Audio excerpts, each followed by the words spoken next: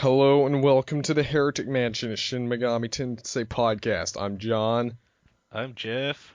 and as you can probably tell, it's been a while since our last recording, and Yep. I really apologize for it. The thing is, what's been happening is, the reason I stopped recording the old Heretic Mansion episodes was because I was working. They were making me work insane hours. That's kind of what's happening now, again. Like before I went from working 4 to 5 hour shifts to now all of a sudden I'm working 8-hour shifts. And they haven't really told me why. And I've asked them if they can lower it, but they're like, oh, well, you're one of our most competent workers and we need you. It's like the only thing I have the strength to do when I get home is fall asleep. Like I don't even feel like playing video games. I just want to go to sleep because I'm so tired.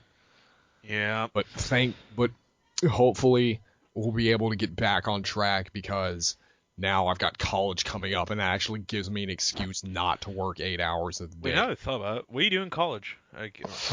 Right now I'm just taking electives and knocking out classes I don't want to take.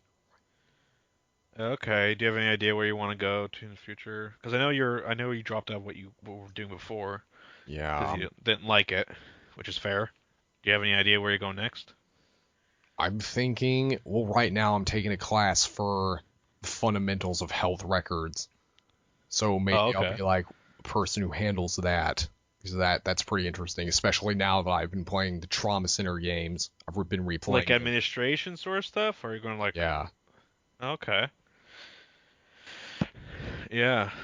I think Trauma Center made me interested in medical stuff again.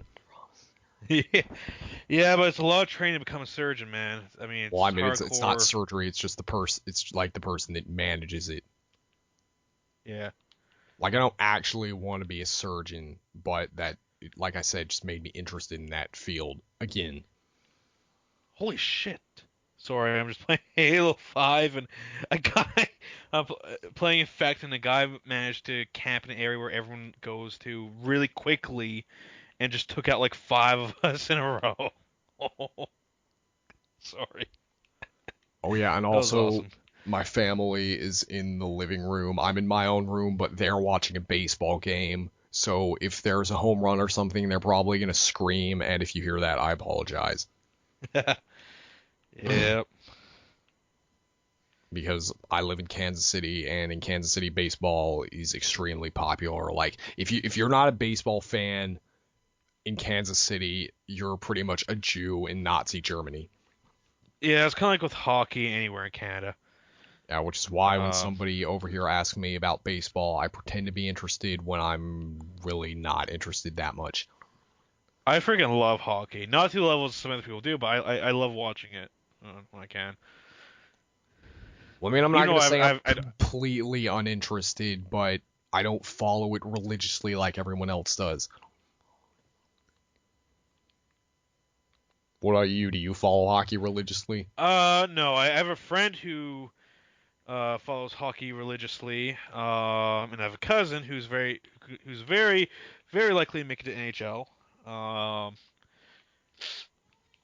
But no, I don't follow it religiously. However, when I see a game on, I always watch like the big games, like the final big, either the semifinals or the finals. I always watch those, whether it be NHL or World Cup or whatever, World Juniors. But I do love the sport. I love going to hockey games, local hockey games. You know, we have a local hockey team, not NHL level, but not far below, and I love going. Nothing more fun than going to a hockey game. I tell you, Americans are really. I watch like some other popular sports in the world, like sports that are more popular than hockey. I'm just like, why? It's so boring watching them. You watch Soccer is the most popular sport in the world. I know, and I don't get it. Soccer is not by any means bad, but it's just I find you just end up watching a whole bunch of people just kick the ball up in the air, and everyone waits for it to come down, and they kick it up in the air, and they just keep doing the exact same. And the next thing you know, you see them like crying every time they bump into each other. Oh, I got hurt. Oh. Don't even get me started on the games. like the Yeah. video game adaptations. My cousins were big soccer fans, and they'd be playing that, and I'm like, why? You got a big ass field in your backyard. Why don't you just go outside and kick the ball? See, here's the thing I really will love about never hockey. understand the appeal of sports games because, like I said, why play it in a video game when you can just go outside and play it? Isn't the idea of video games to play, like, to do things you can't do in real life? Yeah. If I wanted to play soccer, I'd play soccer. If I wanted to talk to demons or kill them with magic, I wouldn't get very Granted, far. I can't skate, so I can't play hockey. I can play floor hockey, but that's not the same as playing NHL level hockey, doing a bunch of skating and playing a bunch of cool stuff. I can see the appeal of playing sports games, same with racing games like that. I'm not against it or anything. I don't buy a lot of sports games, but I do occasionally buy an NHL game for really cheap because sports games a couple years every time a couple years Yeah, pass, they their go like value insanely doesn't stay cheap. high for really long. No, it drops so quickly because they make a new game every year. And you go to the discount sections in places like Half Price Books or Vintage Stock, and like 70% of what you see is sports games. Yeah, everywhere, yeah.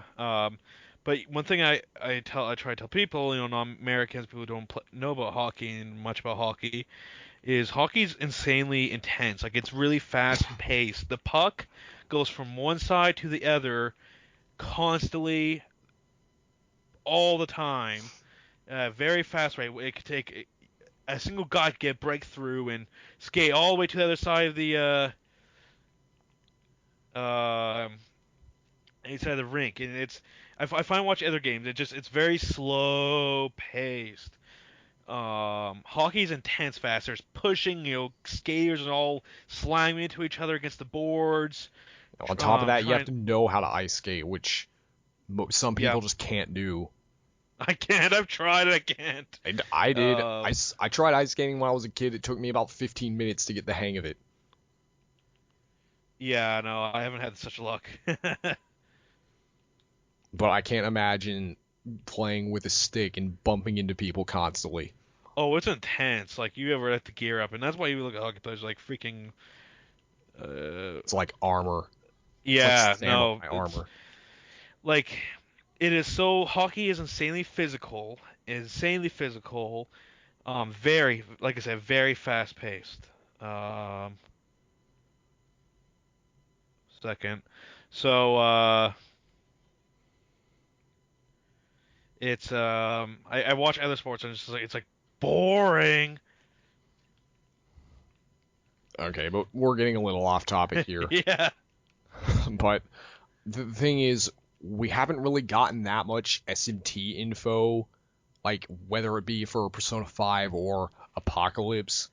So this is actually going to be kind of a shorter episode.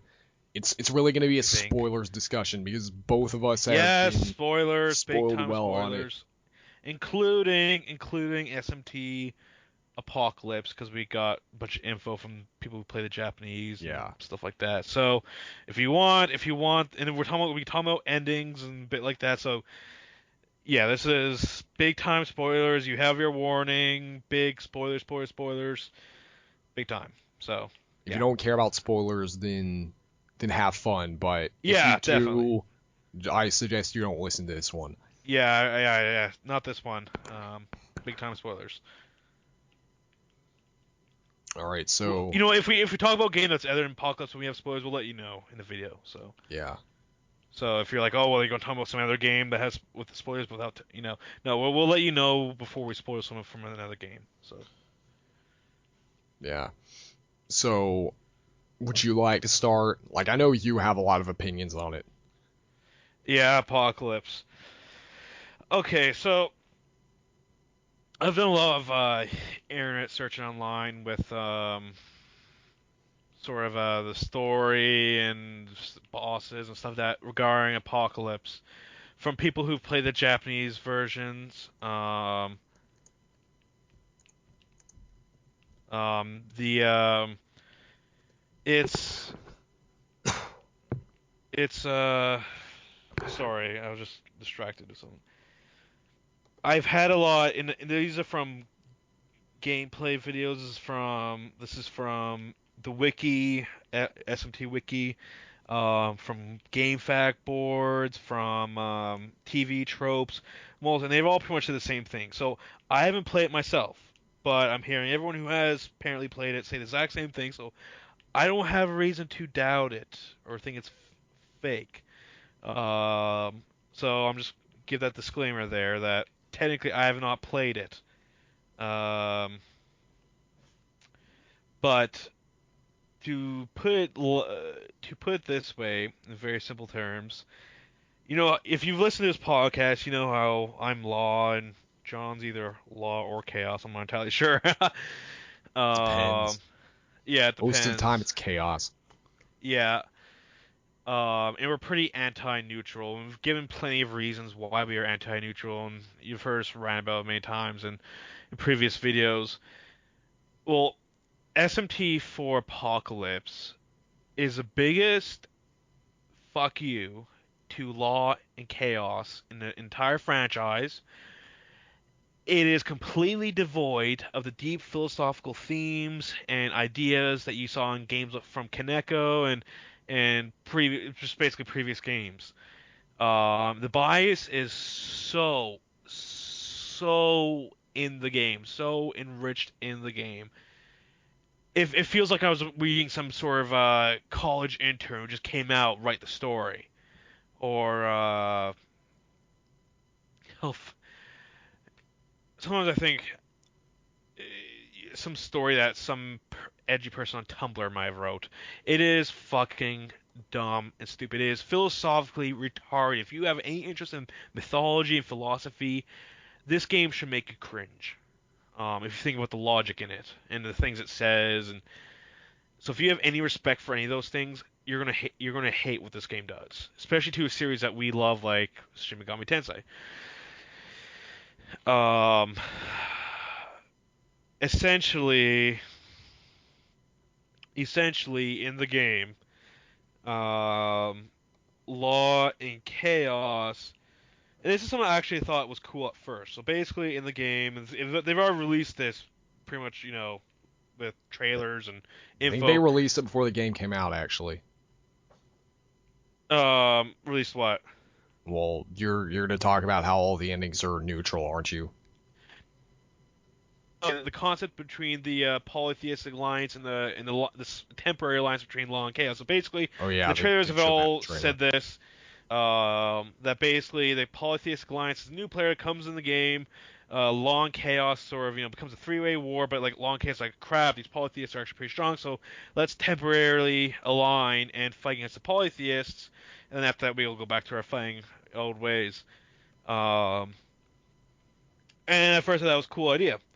But they end up butchering in the game. So basically, in the actual game, not only do you not actually ever have a chance to side with the polytheists, which is kind of disappointing, especially for an alignment series like SMT. But in the game, it turns out the polytheists are just in the game. They're just portrayed as just evil. You can't do anything to side with them. They're just bad guys. Um, Law and Chaos turn out to be more or less on the same side, even outside the whole temporary truce. Let me explain. So basically in the game, there's sort of two quote unquote bad endings, which are basically two endings where you get sort of like the quote unquote bad ending in SMT4, where you make choices like sort of earlier in the game and that in the game there. You're talking about Technically, the white ending, right? yeah, the white ending. Technically, I don't like calling them bad endings, because I think they do have their own philosophy in them. I don't like calling, really, I don't like calling any ending bad, because calling some bad or good is so freaking subjective when it comes to you. Like even having like an ending where like everyone dies is quite entertaining when you think about it. I mean, I think the problem is that it's not very climactic. It's like you just fight a boss that can't fight back, and that's it. But I mean, With the life other isn't always things, climactic, so I kind of like it in some ways. then again, I guess you could say the same about Law and Chaos because you only do one dungeon out of the two. Yeah. Um. Well, I wouldn't call it anticlimactic. I mean, I felt that. What the hell are these people? Sorry, I'm just playing Halo 5 and I'm playing with idiots. Um, So basically in the game you have the quote unquote bad endings, which are basically you can side with Lucifer, Merkaba, game ends early. But the two main endings are the neutral endings, and those are peace and anarchy. Um, Anarchy, and again I'm going to say this: big spoilers, people. Don't say we didn't warn you, or get yell spoiler, get angry at us in the comments. In the anarchy ending, you essentially you side with Dagda. That's how you say it, right? Dagda. His Pretty new sure. God demon guy. So basically, in that ending, you have to basically pretty much fight and kill everyone. Slaughter humans who worship, follow chaos and law, and pretty much everyone goes. I'm not sure if they could kill like literally everyone, but I know you basically kill a ton of humans, innocent humans and stuff like that, civilians and all that. So Yahweh um, can't revive, which is kind of stupid for Phil because considering how he created humans, it stayed throughout many games, including SMT4, I believe. I have to look up the quotes again to my. I sort of all documented in the game for stuff like that. It would make sense. You need people to worship you to exist, but nonetheless, Yeah, let's say that's how it worked in Devil Survivor. They would talk about the gods draw their power from their followers. And I remember yeah, but even BL's even Devil Survivor, Yahweh it literally says the Genesis story is true. yeah. God created the earth and stuff like that. And the other games pretty much state too. You could get a little debating with what Strange Journey says, but that's a little bit that's an open discussion I've seen, so it's not definitive. However, it makes a little philosophical sense. Um, the but regardless, that's what you basically do in the Anarchy ending, and also the fact that no, it doesn't make Yahweh and then the whole multi-universe thing, which is it doesn't really make a whole lot of sense. However, the worst offender is not the Anarchy ending by any long shot. It's the peace ending, in which you fight Yahweh. Jonathan Walter get miraculously revived again, and go against what they completely did before and side with neutral because of course it's neutral. Um, and help you fight against Yahweh. But here's what the peace ending reveals. It basically reveal or not. I don't want to say reveals because it fucking contradicts so much of the rest of the series. It pisses me off. So basically, it actually states that Yahweh created law and chaos as a mean to get people to worship Him, which is kind of dumb considering people worship Him in law alone. And kind of contradicts exactly even what freaking Yahweh says in other games, including SMT2 when you find him I there mean, and all that. yeah. I can kind of understand if it was like the Great Will or something, well, kind of like what here's Persona 2 did with Philemon, well, where here's the thing. Here's the thing too. And I made this case many times before in forums like that. The other SMT games, Yahweh is interchangeable with the Great Will. The Great Will is just a title for Yahweh. However, in SMT4 Final, Yahweh is just a sort of an aspect of the Great Will who goes rogue and becomes his own guy. Um, but the rest of the series literally has Yahweh.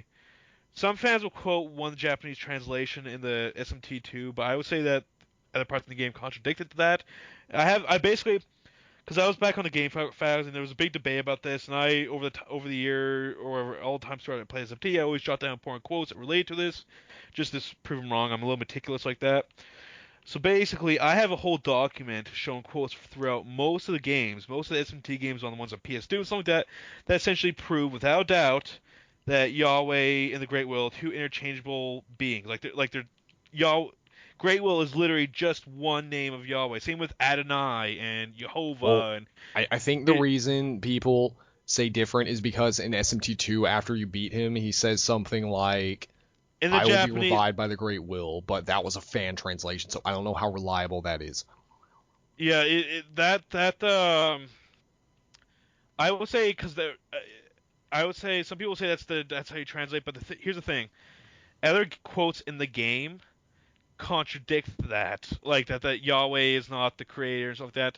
SMT1, which SMT2 follows directly, literally in the I forget what they call it. If you played the updated versions of it, including the one that released over here, you have these special cutscenes where they give big things of lore and stuff like that, and excuse me, in the universe, and really reveal a bunch of nature of God and Lucifer and the demons and angels and creation of humans, stuff like that. No, it contradicts that too. So the only reference before SMT Final of Great Will being different than Yahweh was just that small disputed thing in SMT2. All the rest of the series literally strongly states that Yahweh, Great Will is just a name for Yahweh. In fact, the only place in the series that is stated where you worship the Great Will is the Catholic Church in Raido Kuzunoha 2, the Abaddon. I forget the rest of the title. Versus King Abaddon. Yeah, Abaddon. And the game literally says, a demon boss says, "Find me where mankind worships the Great Will," and where's that? The Catholic Church in the game. Oh shit, sorry. This was quite interchangeable. However, turns out the Great Will, from the vibes I got, I haven't got the direct quotes yet because I was going to play the game, but the vibe I got was the Great Will basically is some big humanist thing where it creates messiahs to fight against Yahweh, since Yahweh's gone rogue, and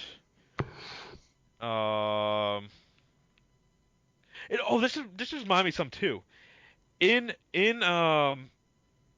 Ancient of Days DLC in SMT4, after you beat the Ancient of Days, which is an aspect of Yahweh, it basically states that Yahweh is an omnipotent being that has many infinite forms and infinite evils. The White in SMT4 also state that Yahweh, you can't actually kill him because he exists in everything. Like he in all the different universes and multiverses, different parallel timelines, he's there. Then maybe that means that Patrick Stewart's floating head is just one of those avatars like the Ancient of Days. That would be. See, I was thinking about that too. I was like, well, okay, is the Great Will just the Judeo-Christian God, like the Abrahamic God? Okay, the way I saw it before is that Yahweh was kind of like God of the earth, and the Great Will was like the God of gods, kind of like Mormonism. No, I know. Okay, I learned this from a Christian source, so this could be wrong. But what I know about Mormonism is that the Mormons believe that after the world ends and stuff, they Trust will. me, nothing in SMT is based on Mormonism. But I'm just I know saying, what you're talking about. I know what you're talking about. and I don't mean this in a negative way. I'm just saying that they believe that when you die, that you become you're God of going another to planet. become like God of your own planet, and Yep. the God that they worship is like the God of gods. So I was thinking maybe Yahweh is like one of those gods. No, that's not. No, that's not. I mean, I understand what you're saying. I understand where you got the connection from, but no, the games. See, it gets very contradictory because one could argue that the Great Will is actually just the Abrahamic God, in which all of its names, such as Ancient of Days, Yahweh, Adonai, El Shaddai. Elohim, El Shaddai. Those are They're also all just bosses you fight in SMT2. yeah. You could I suppose that Yahweh in SMT4 only, SMT4 Final only went rogue, and yet the Ancient of Days and all those other ones are are still part of the Great Will, sort of fighting it, but that doesn't really make sense because they're kind of see what the big entity that owns all the multiverses and all that, which is will presume to be Yahweh and stating Yahweh, which the Ancient of Days is part of, and all that. And SMT4 is very pro-law. Is very unlike what the Great Will, from where I hear, is like in SMT Final. So in 4, you literally have the White saying, "Well, the only way God won't win, and they're not even saying God will die. They're just saying He won't win, is if you destroy everything, all the multiverses, everything possible, and that way God loses because you can't really win when there's nothing left." Um, and that was their way of liberating humanity from God, and that was the White's goal. Well, they said Even that in they said it would create a black hole, but I mean, the thing is, a black hole is going to swallow the Earth, but it's not going to swallow the whole universe.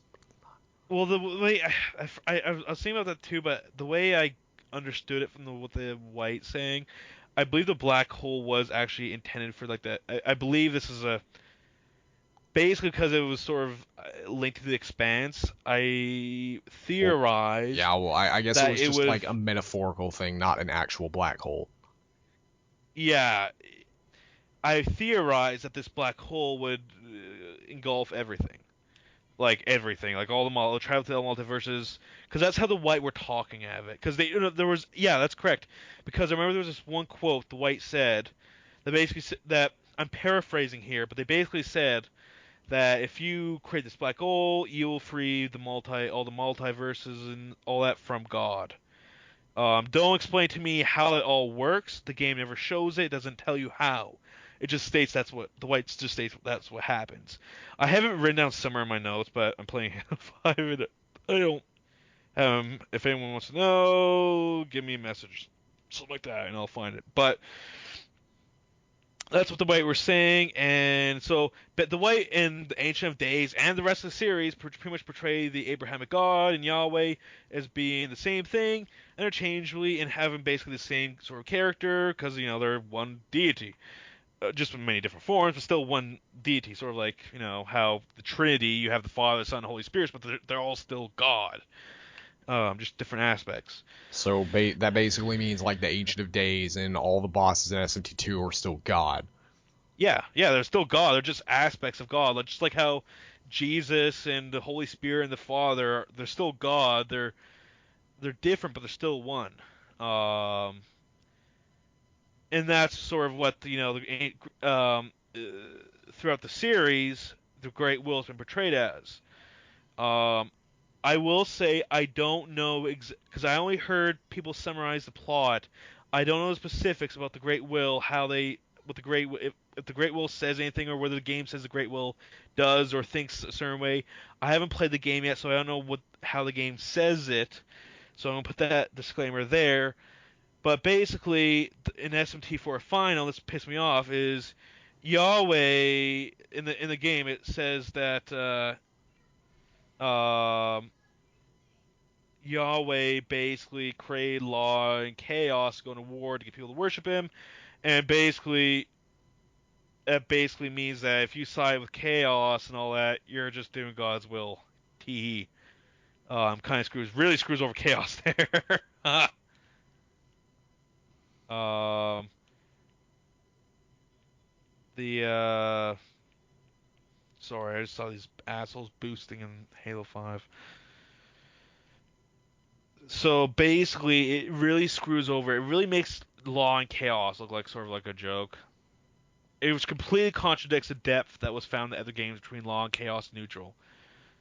Even Kaneko, when you read his works and interviews and like that, he had a great grasp of it all. Like he he had a really good understanding of mythology.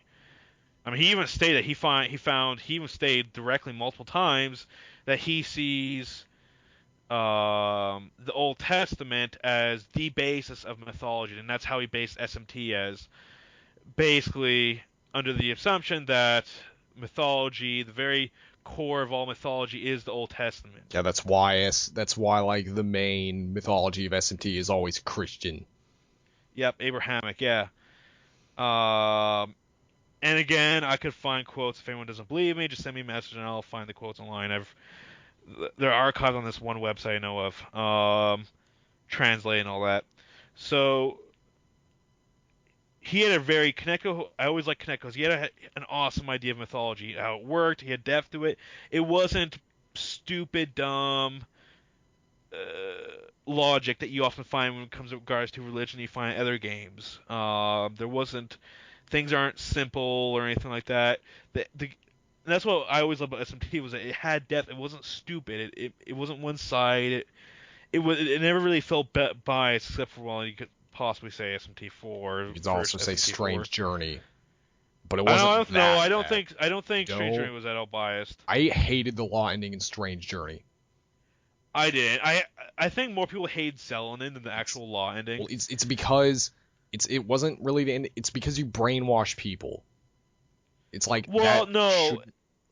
Well, you do, actually, I mean, by that law, you do that chaos too. But what the series, what Strange Journey asks, I guess I could kind of understand it because, okay, in the law ending when your ship gets, when like the angels start singing their song and everyone on the ship becomes like quote unquote brainwashed, you don't get affected by it, so maybe it only affects people who have weak minds. So I guess that kind of makes sense. But still, you're just brainwashing people, turning them to mindless zombies and making them do your will. Well, no. See, that's what a lot of people thought, but I disagree with that on the basis of Strange Journey basically asked the question, what is the default human will? Like, we think that what we have today makes us more freer and stuff like that. Well, what was if, and this is what a lot of religions, especially Christianity, well, not just Christianity, but Judeo-Christianity and the Abrahamic religion, promotes that what we are today was not how we were originally created or how we just were. We've basically become different from what we've become basically polluted from what we were originally supposed to be. So it's kind of like, you think those zombies are not true humans. Well, they could say that. They could probably say the exact same thing about us. That's what Strange Journey asked that question. It took away the assumption that how we know life and how we know things is the only way, is the only truly free way, or whatever. Chaos is the same thing, because in chaos you get the parasite to affect people, and Jimenez basically states at one point, I think Jimenez believed that this is basically how humans were supposed to be anyway, so he's just returned them back to their natural savage state. Yeah, the game talked about that for chaos. It did that. I believe a couple bits with Law too. Um, and if it talked about chaos, it would also pose a question for Law too, because obviously Law and Chaos disagree on the nature of humans, or what human nature should be. So basically, it challenged the ideas, and that's what Stranger did. So I don't think it was making people mindless zombies. I mean, the ending of the ending in Law, basically just showing people live in harmony and seeing ways they still could theoretically be working and living life, so they just won't be evil sinners who kill one another and backstab and lie and stuff like that. I think more people just hate Zelen and everything. I Zelen's don't writing have a wasn't. problem with Zelen that much. I didn't really have much of a problem with her, but I Other see than why her some people costume did. looks dumb. Lady Gaga. I didn't mind her too much, but I didn't mind her. But I see, I understand. Not that I agree, but I understand where people come from when they don't like her.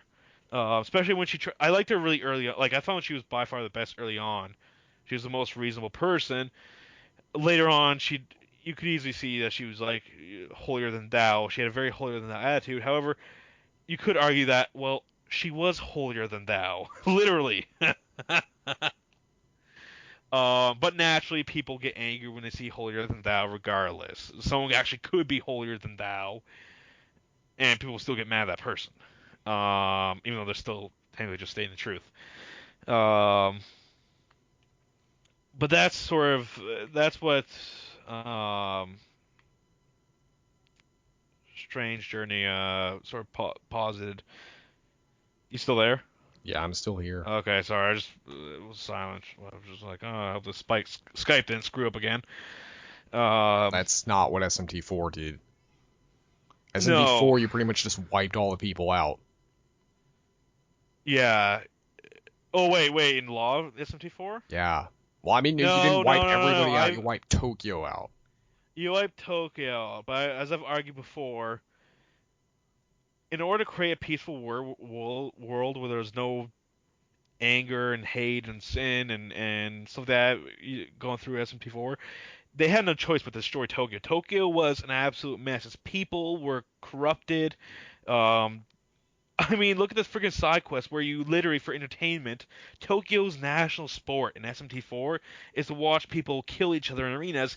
And if you do the law thing in those arenas, when you do the side quest and you have the choice between killing the guy, which is chaos, and law, and not killing him and sparing the guy, which is law, they boo you and hate you and curse at you like crazy if you decide to spare your opponent after battling them. Well, I'm not saying And they say I'm not saying things like, SMT4's law ending was bad, but you know. no, Tokyo was corrupt. And it was worded badly. It actually did make sense if you gave it thought, which I Yeah. get most people did. But the But thing is, they didn't no, no, really no. talk about it that much. I don't think it was as in depth as it could have been.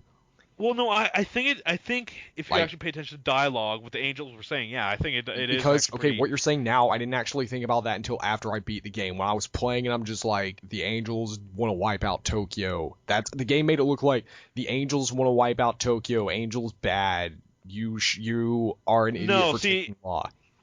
no. See, like, you probably if you thought that you were probably you're probably just playing the game and not worrying about like the actual dialogue. um, the angels basically explain their logic to you, and it's backed if you give it any bit of thought. Um, the basically, and this is going to raise some eyebrows at first, but hear me out. This dialogue was poorly written, not this piece of dialogue which I'm about to quote, the whole infamous manga quote. That actually makes sense. They word it bad. But the actual they could have made it sound so much less stupid. And all you had to do was add a couple more explanatory words to it, and it would have made, oh, okay, I see where they're coming from now.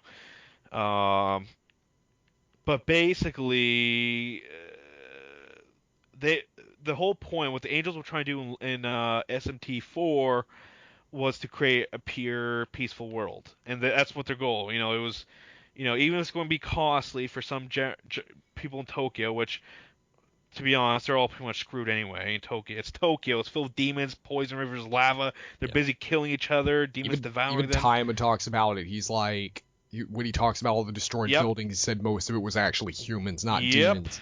Yep.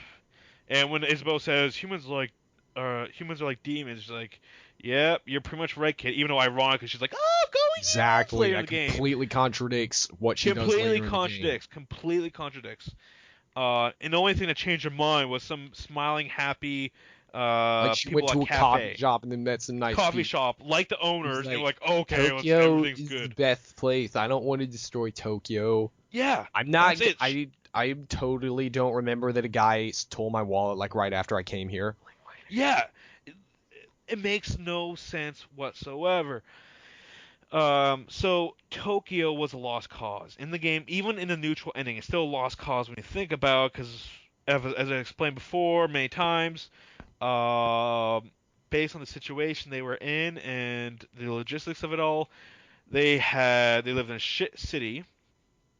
Their only choice of probably surviving without starving and dying of thirst would be to move outside of Tokyo, which again would defeat the purpose of having a Tokyo goddess, because you basically mean everyone's leaving Tokyo. So bye bye goddess. Not like she's worth anything anyway, because she did shit. I'm gonna inspire people. Oh yeah, well that worked so well before. Um, inspire people. Yeah, how about you give them food? Maybe that's better inspiration. Maybe you do something Um, about the demons. yeah, do something about the demons. Yeah, you're a goddess, for crying out loud. Goddess of the city. Can you not protect your own damn city?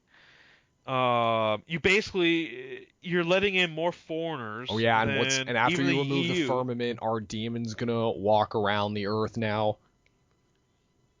Yeah, yeah, Like, yeah. congratulations, you just populated the earth full of demons. That's like Yep. Yuzu's ending in Devil Survivor.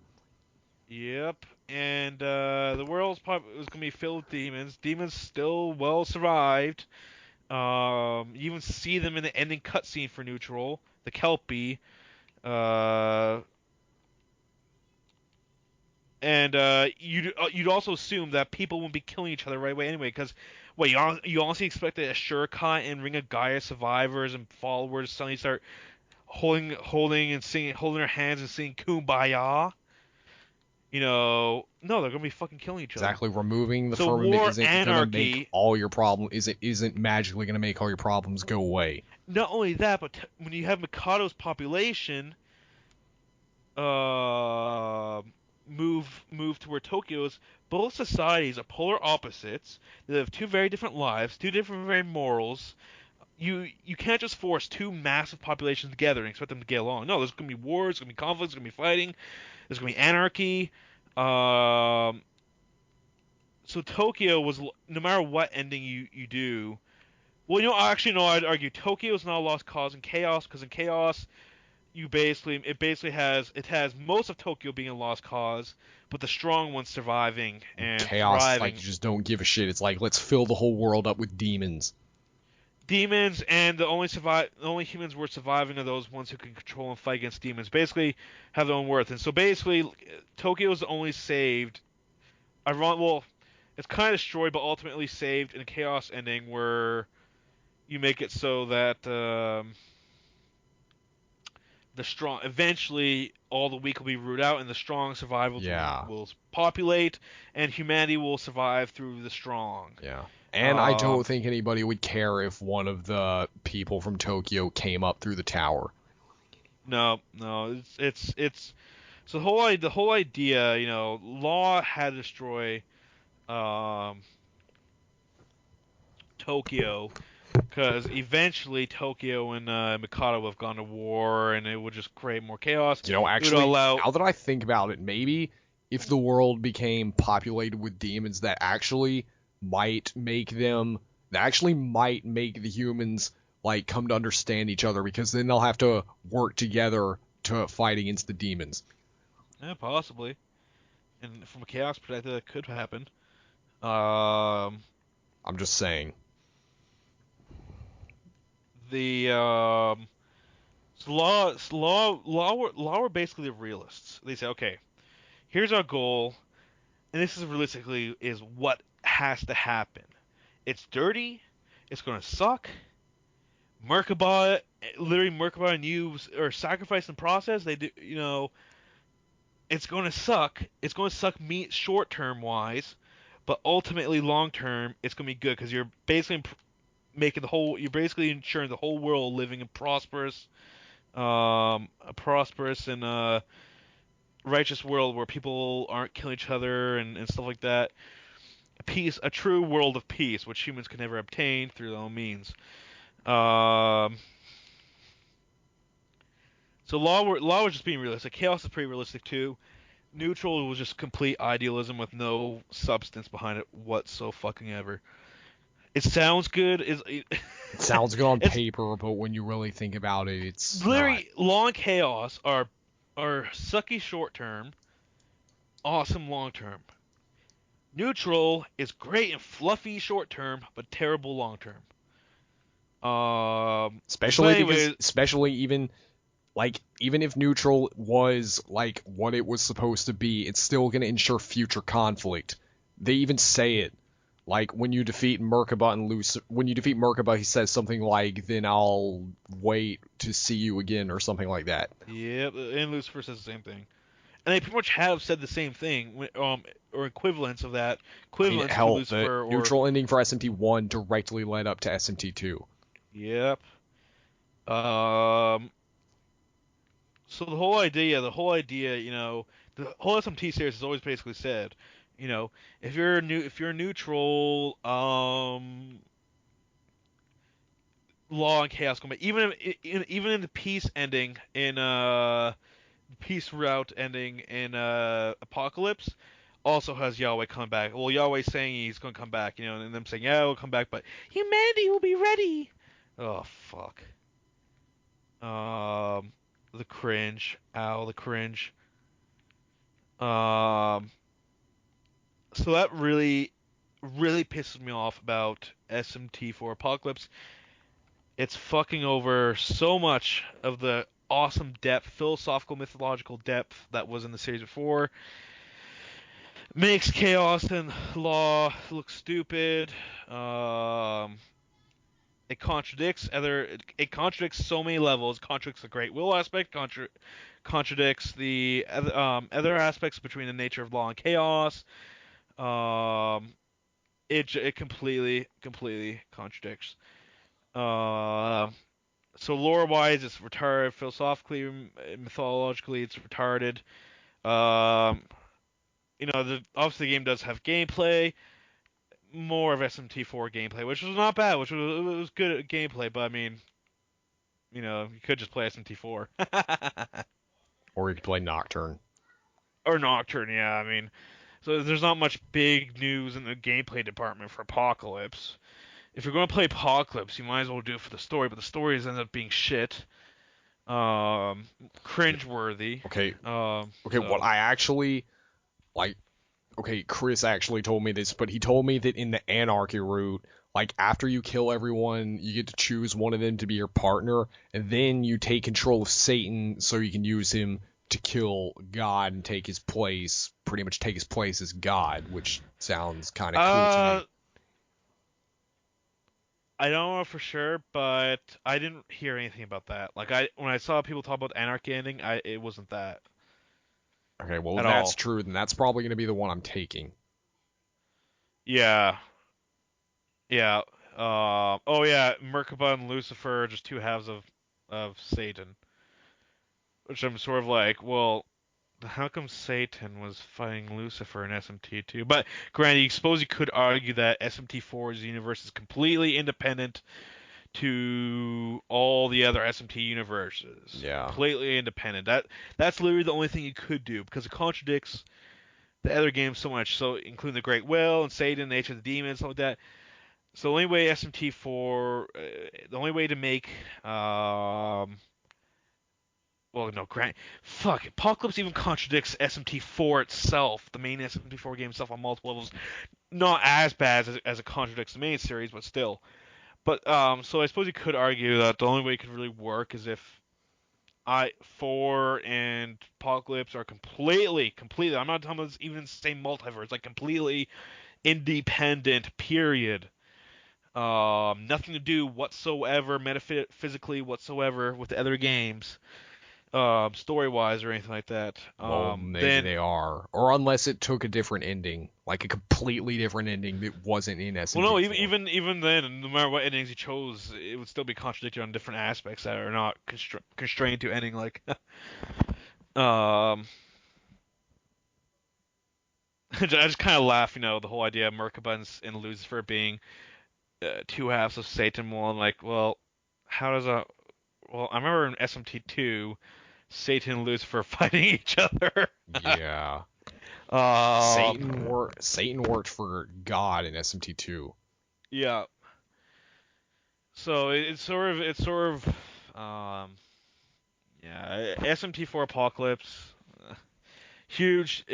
If what I've heard is true, and I have no reason to doubt because I've heard it from many different sources very consistently, and it's really killing it for me. What they did with the philosophy, mythology, alignments of that is so disappointing. And if this is the future, and I've told John this, if this is the future of SMT, because Kaneko seems like out of the picture now, or less of a role, and they, make SMT5 like this and next SMT games like this, I'm done with the series. I'm I'm done. I'm not going to go out there and shovel a bunch of money into games where I'm just going to get cringe fest. Well, you still got It, Persona. yeah, I'll still play the Persona games. I mean, Obviously, I was never. honestly, I don't think this is gonna be. I don't think this is gonna be the future of the series. I hope not, but I'm worried that Atlas I'm worried that all the awesome guys from the old SMT games and who pretty much kept the series alive to this point with the awesome depth, I'm worried that they're going to be all replaced by a whole bunch of new people who have the same mentality as Square Enix when it comes to religion mythology, where humanity has to fight against the deity no matter what, and religion's always a bad thing, and Well, not all of Square Enix's games are like that, but 13 every was, time and they that's the most revolve recent. God, yeah. Really? Like what Well, other okay, SMT games? I I don't mean, know. sorry, not SMT, like Square Enix games. Everyone I know of that has any story related to do with religion or deity actually has an impact in the story, or has any. I'm not even talking about a major impact. I mean, just it has an impact in the story one way or another. They're always portrayed as either fake or bad or evil, and humanity has to fight it. I cannot think of one. I haven't played all the old, really older ones, so if there was one that was different, let me know in the comments. Um, that'll be news to my ear. Um, but I can't think even Bravely Default, which they sort of had like sort of deities. They had religion in it. They had like the religion sort of. They worship crystals and stuff like that. It was called like it was like crystal orthodoxy or something like that. No, those are well. I wouldn't say the religion ends up being bad. Whether the crystals are bad or not, it depends. On game is sort of unclear on that. Granted, there's gonna be a Bravely third game, I believe, and that might make them the bad guy or destroy the religion in the game. So I'm not gonna put past them. But I mean, take if the 13's. religion that's portrayed in the game is bad, then yeah, I can kind of understand. But like, if it's, but for No, I, you know what? It pisses me off because they have such a weak idea of religion, such a weak idea. Um, Organized religion or non-organized religion, it's such a weak idea, and it really they had an awesome chance with Final Fantasy 13 with the universe they created, and especially Final Fantasy 13 Lightning Returns could have been a really awesome game with awesome depth in it. And in fact, it was a game that they could have easily added different endings, where you choose different choices, and it would have worked awesomely. Like it would have been awesome, and that would have been a great way to finish off the trilogy with being able to choose how you want to end the story, the Final Fantasy yeah, 13 that's what I'm story. saying. I think if you're gonna include something like that, they should give you the choice. Yeah, and what Final Fantasy and they had Final Fantasy 13 Lightning Returns set up so well. They had the order. They had that followed Bunivelzi. I forget how you pronounce his name. You had the people who were trying to who still worshiping Etro and who in both factions competing against each other. And Lightning was basically a savior or messiah figure for the order for Bunivelzi's religion. And her logic behind it was just so retarded. How she goes against it and the whole they ruined. It pisses me off because they had such good opportunity. I was very hopeful when I was reading the trailers and the game info before release. I was like, oh, this game could be really good. This could also be really good. You know, is Final Fantasy going to do something different now, or are they going to go back to be stupid retarded logic like they did with Final Fantasy X and Tactics and stuff like that? People probably gonna piss at me for hating on Tactics, but the portrayal of religion, it was so stupid. Um, but they had such a great opportunity, but they squandered it, crushed it, and they made it into the most cringeworthy ending I have ever seen in a video game. Final Fantasy 13 Lightning Returns ending. Watch it, prepare for the cringe, unless you're some blatant humanist who's like, oh, go humanity, humanity, fuck yeah, we can create everything through friendship and human power. If you go on Tumblr, you might like it, but otherwise, it should make you cringe. It should blind your eyes, make your eyeballs melt in your head, and you'll be glad because you won't see such atrocity anymore. Ugh. They had a chance, but as Angry Joe says, they fucked it up. They done fucked it up. Oh yeah, sorry, they done fucked it up. So yeah, that's my thoughts on Apocalypse. Um, I'm not pre-ordering it. I will probably buy it though. I'm want gonna to pre-order see. it because it's SMT. I I'm mean, very skeptical. it's a new main line. I want to play it for even just for gameplay, but I'm going to first wait for people to post the walkthroughs online, which doesn't usually take long, because I know some major walkthrough YouTubers who always upload the SMT games, and see with myself all the sort of the endings and cutscenes and stuff like that before I make my final decision. I probably will get it. Like I'd say, there's probably like a 75% chance, but we will see when it releases this September, right? Yeah. Yeah. Well, I'm hoping that, whether Apocalypse turns out to be like great, like good story-wise or not, I hope we don't have to wait a long time for Shin Megami Tensei 5 or whatever mainline they decide to do next. Yeah. Because okay, we got SMT2 not long after SMT1, but then we waited a long time before we got Nocturne, and then after Nocturne we waited a long time before we got, I guess it wasn't too long before we got Strange Journey, but then sometime after that we got 4. Yeah. No, we'll have to see with that. I have no clue what they're going to do for mainline SMP or how long they're going to take to release. I have no clue whatsoever. They could do so many different things. I don't know. What I would like to see is Devil Survivor 3. Yeah, but only if it's based like in the same flavor of Devil Survivor 1 Yeah. and doesn't have the retarded logic as Maybe if they try something new Apocalypse. again and it actually works out this time. Yeah, and don't rip it off another popular series like blatant. I mean, if you want to take inspiration, sure, but don't blatantly rip off another series like Devil Survivor 2 was to Evangelion. Oh, that was such a rip off. So many levels too. There was no if you've watched Evangelion, Yeah, it's and you play Devil Survivor 2, you popped in Devil Survivor 2 for the first time, just to let you know, um, spoiler alert. You they're pretty much know the very story. similar. You pretty much know what's going to happen. Just take the story of Evangelion, put it in the universe of Devil Survivor, change the terms sort of the equate, so demons for Evangelion mechs, and just change names a little bit. Boom, that's what you have in the game. And that's what you're going to expect. Same story, same with the angels and the what do they call them again in Devil Survivor 2, the Septrons or whatever. The Septentrions. Septentrions, yeah. They're just like angels. So in the whole timeline of them count down, yeah, it's so much like Evangelion. It's not funny. So much. Change Gyps into Nerve. Change the name of Nerve into Gyps, and boom, that's pretty much same organization. Both are run by assholes. And I'm just wondering, why did they have to do this? Like, Devil Survivor 1 was an original story and it was great, but yeah, people loved it. Was that like their only idea or something? I have no clue, man. Did they switch writers or whatever? I have no clue. Maybe both, I don't know. But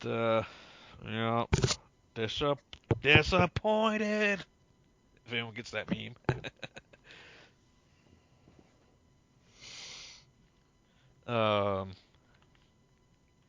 But yeah. Is that all you wanted to talk about for Apocalypse? Yeah. I think I ran enough about Apocalypse.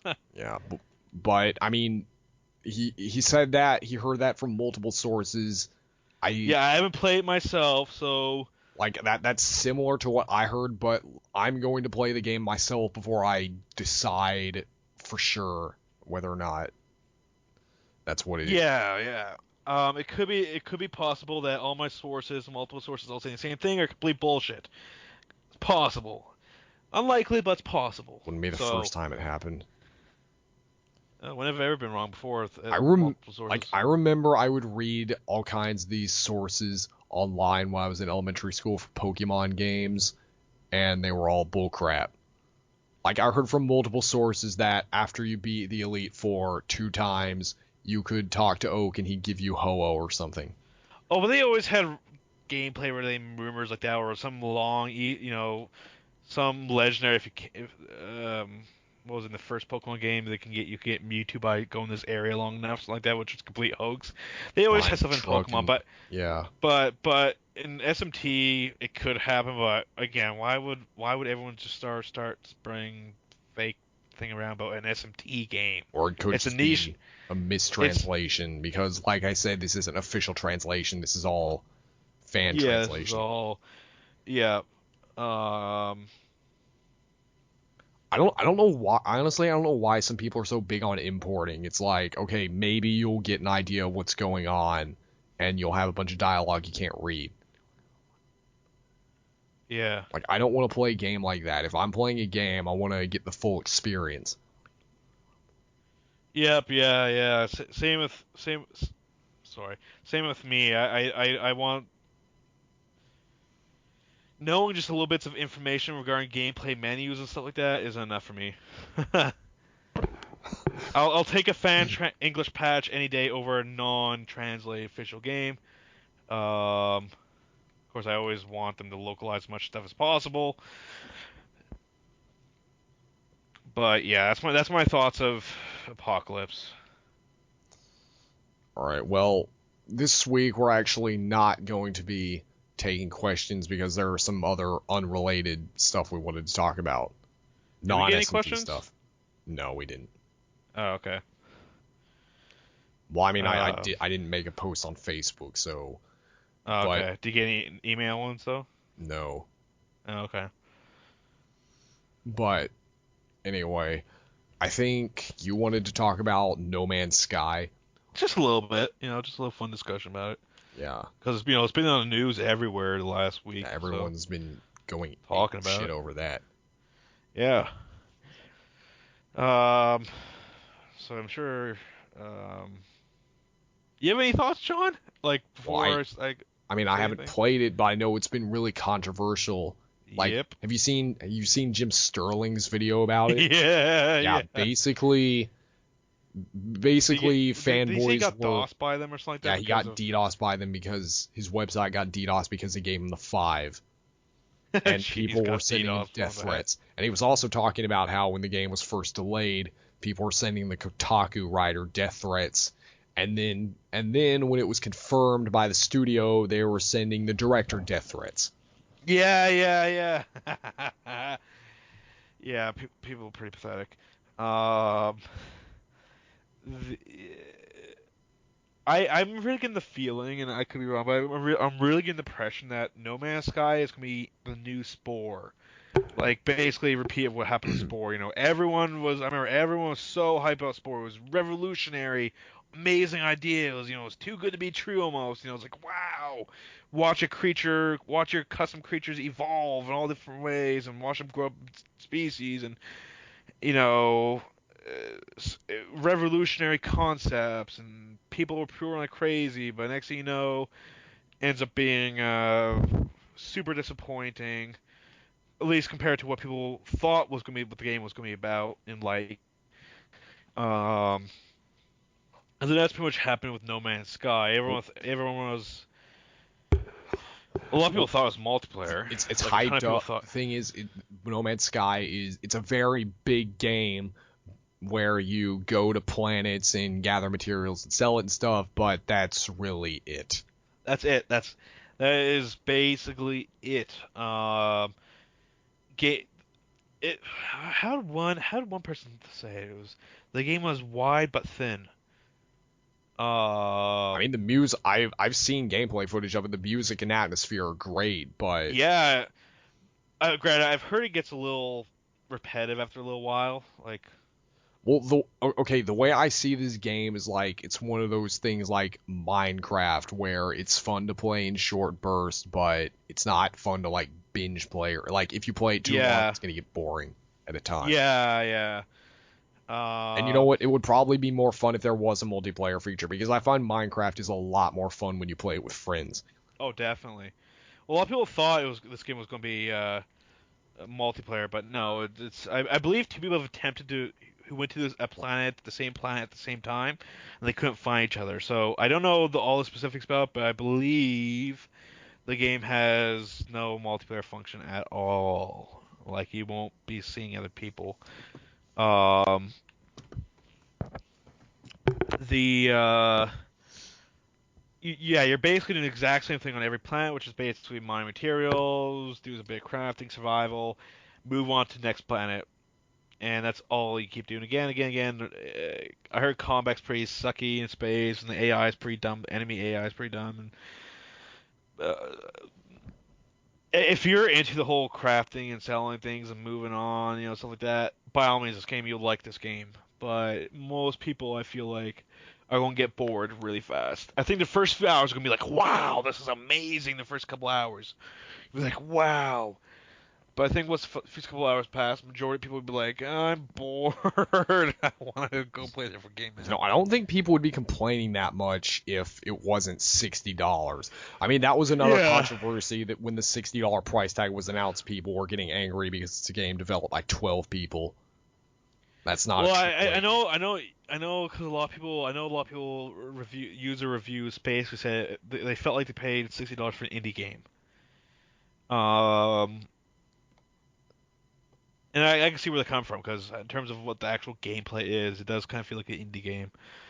Not to say that's necessarily bad, but you don't want to pay $60 for it. Indie games are fun, but you don't pay $60 for an indie game. Minecraft is like $30 right now. Yeah. So that's where a lot of controversy. I just want to know what people thought, and just sort of say that it seems like this is gonna be a new Spore. I plan to get it sometime when it gets cheaper. Even just for the couple hours of wow, But I'm not paying full price now at all, especially in Canada, where it's freaking $80 standard price. Yeah. You American bastards can never complain about price of games, damn it. Look what we got, and look at what the Australians got. Poor Australian bastards. Comments? Actually, the last thing I want to talk about... Purchases? Yeah, purchases. So, basically, as I mentioned, I think it was earlier in this episode, Half Price Books. They're like a store in the Midwest that sells... They don't just sell books, they also sell games and movies. But they have this clearance sale that they put in in convention centers up here every year. It's like this massive sale where everything is $2. So I was digging around through some boxes, and one of the games I found was Rule of Rose. Woot woot. And if you don't know what that is, it's an extremely rare PS2 game that's highly sought after. It's an Atlas game too. It's worth about $170 on Amazon, but I got it for $2. Yep, and it was very controversial when it came out too. Yeah, because it's like really scary and bloody and stuff, and the protagonist is a little girl. Yep. So, granted, I'm not sure if that probably caused controversy today, because if you ever played Limbo, where you're like a little boy, even though it's all blackened, it's pretty brutal. The sound effects too, and the fucking spider. Oh, but yeah, Real Rose was very controversial, and it had some other themes too in it that was controversial. It is horror. I want to play it sometime, but I doubt I'll ever find it. So, and I'm not paying a couple $100 for it. Yeah. I also found another game that I think worth mentioning is Digimon World 4. That seems to be a pretty sought after game. It's not worth $200. It's worth about $25, but still, it's a pretty good find for $2. So yeah, I'm actually kind of interested in getting into Digimon because I never got into it as a kid. Like, I watched maybe 1 or 2 episodes of the anime, but I remember people on Facebook were getting all hyped up over that Cyber Slew game. So I kind of want to try it. As a kid, initially as a small kid, I was into Digimon. That was a game. I didn't grow up. Well, no, sorry. When I was like 7 or something like that, that's when I got into Pokemon. Before that, it was all Digimon. I remember playing some of the Digimon video games. We got some of the toys and stuff like that. I love Digimon, and then my friend introduced me to Pokemon, gave me his Ruby version because he played Sapphire and he had both and he didn't want the other one, and then that got me hooked on to Pokemon and it has been ever since. However, before that, as a small kid, I was always Digimon. I remember playing one of the Digimon battle games, kind of like Smash Brother type game on PS1, I think it was. Um, I never really, I kind of left Digimon ever since I got to Pokemon, which was I was still like 7 years old or something like that, or 8 or yeah, it could have been 8 years old, 9 years old. I don't know. I can't remember. My memory's blurred so much. But I kind of want to see what the game's like. I was thinking about that not long ago too, trying out the games and seeing the universe and see if I enjoy it. Why not? Any other games you got recently? Well, I mean, it's not really rare, but it's kind of valuable. I found the Xbox version of Star Wars Battlefront 2. Oh yeah. Shame what they did with the new Battlefront. Yeah, it's terrible. Yep. Fucking EA. Um, I got recently, just the last week. These are not new. Again, these aren't new games, but they're ones I ordered online. I never have before. I this week came in the mail was first Time Eternity Clutch Edition. I got off at eBay. Um, it got kind of bad reviews, but I was curious. I was I was curious and the gameplay looked enjoyable, so I fear I'm going to enjoy it. And so far I've been enjoying it. So I got the Clutch Edition of that, which is nice. And I also got the Clutch Edition of it just arrived yesterday in the mail with game of Record of Agarest or Argarist War 2, and I got the Clutch Edition of that. Um, here I've watched a lot of walkthroughs of Record of August War games. What always amazed me is the marketing in the game. It's The way they marketed market. as like hentai. Yeah, I know. Like it's essentially they make you think. If you saw the marketing and stuff like that, you think the game series was hentai series. You'd honestly think the series was hentai. Um, just with how it's everything, the collector's editions and all that. It looks like you're buying a hentai collector's edition with all the expected stuff in it. However, the games, although the actual game itself have a little bit of fan service in the game, for the most part, it's not fan service at all. Like the game has actual gameplay, it has pretty good gameplay, enjoyable story, characters, serious story. It's not Senran Kagura or anything like that. And yet the marketing would make you think you are buying a Senran Kagura or a hentai game. Um, so now I got a inflatable doll of one of the main characters in the game. It's about the size of my hand. It came in the Clutch Edition. I'm like, okay, what the hell am I supposed to do with this? I'm not going to display it anywhere, or show anyone it. But it did come with a rather humorous, even though it was so fan servicey. It came with this art books. It was basically stylized as sort of like an in-game magazine with the characters and interviews and what they like and dislike and what they want to do in their first days. And it was actually kind of entertaining to read, filled with fan service to the brink. Holy crap, fan service galore. However, it was entertaining to read at the very least. Still, I just started Tommy Eternity today. Just started it, plan to play through it. Um, I'll be playing Record afterwards. And last week, I got at my local retro gaming store. I got. I'm not exactly sure of the properly pronounced this is, but I've heard people say Suikoden, and I've heard people say Suikoden. I feel like it's probably Suikoden, Pretty but I sure got it's Suikoden. okay, Suikoden. That's the third one I've heard. So, okay, so if it's Suikoden, I got Suikoden Tactics, and I managed to find it. Great condition, manual and limited edition collector's disc in it, which I guess was a pre-order sort of thing in it. And I got that for just like $20. So that was pretty good. And disc was great condition too. So pretty good. A pretty good find, I'd say. Yeah. Normally, Um, this is where I talk about what I've been playing, but like I said, I've been so busy I I haven't oh really been able to play anything. I was technically I'm just playing Halo 5 right now, but the last day, the last I'd say the last I think I started on Friday. I played through Heavy Rain Director's Cut for the first time. I never played Heavy Rain before. I owned Director's Cut. I got for like $5 brand new at EB Games or GameStop a year ago. I never got around to play it, but holy crap! I'm like, oh, why did I never play this before? It's such a good game. Holy crap! I tell you, if you haven't played Heavy Rain, people, go out and play it, and do not spoil the game for yourself. I'm not kidding when I say this is not a game you want to spoil. And this comes from a guy who usually does not care about spoilers.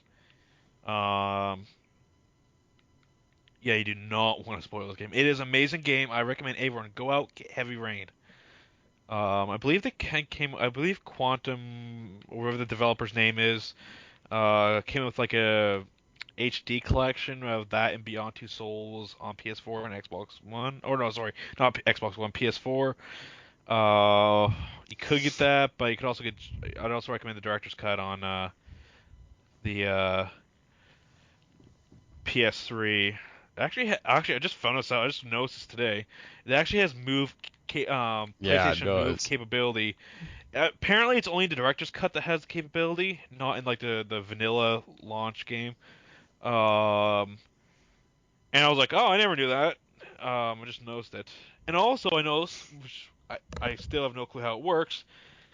Guess what other game has PlayStation Move capability that just uh, Record of Argus 4 2. It has on the box compatible PlayStation Move. I'm like, what?